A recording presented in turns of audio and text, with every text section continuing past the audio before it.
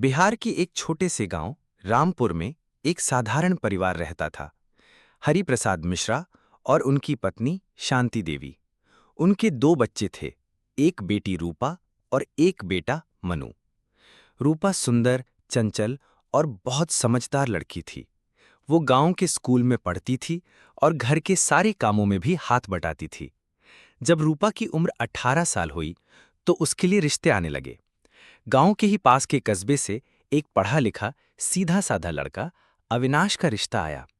अविनाश शहर में एक सरकारी दफ्तर में क्लर्क की नौकरी करता था।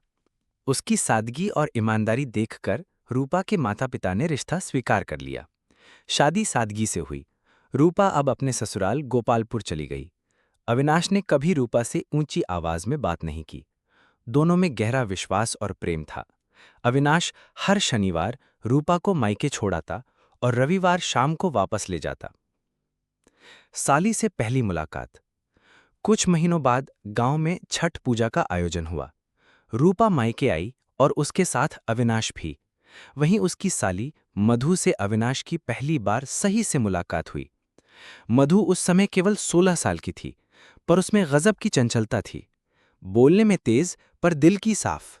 उसने पहली ही मुलाकात में अपने जीजा को तंग करना शुरू कर दिया। अरे जीजा जी, इतनी सादगी ठीक नहीं।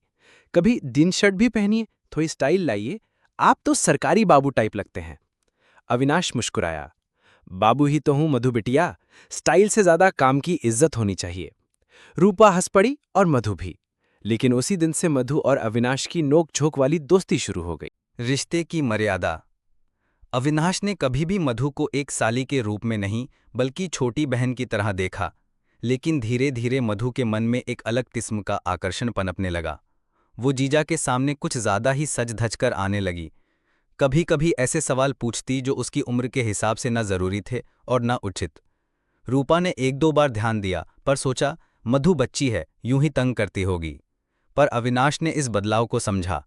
एक दिन जब वो रसोई में बैठा था, मधु आई और बोली, जीजाजी, अगर दीदी ना होती तो क्या आप मुझसे शादी करते?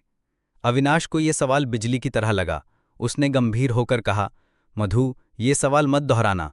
मैं तुम्हें अपनी बहन की तरह मानता हूं, और जो रिश्ते एक दायरे में होते हैं उनकी मर्यादा टूट जाए तो सब कुछ बिखर जाता है। मधु चुप हो गई। वो बच्ची नहीं रही थी, पर इतनी बड़ी भी नहीं कि इन भावनाओं को समझ पाए। एक हादसा। समय बीता। रूपा और अविनाश की शादी को 4 साल हो चुके थे। रूपा अब 2 बच्चों की मां थी, एक बेटा और एक बेटी। मधु अब 20 साल की हो गई थी और कॉलेज में पढ़ाई कर रही थी। वो अब थोड़ी परिपक्व भी हो गई थी। एक बार कॉलेज से लौटते समय उसके स्कूटी का एक्सीडेंट हो गया। गंभीर चोटें आईं। जब गांव वालों ने घर पर खबर दी तो सबसे पहले अविनाश ही पहुंचा।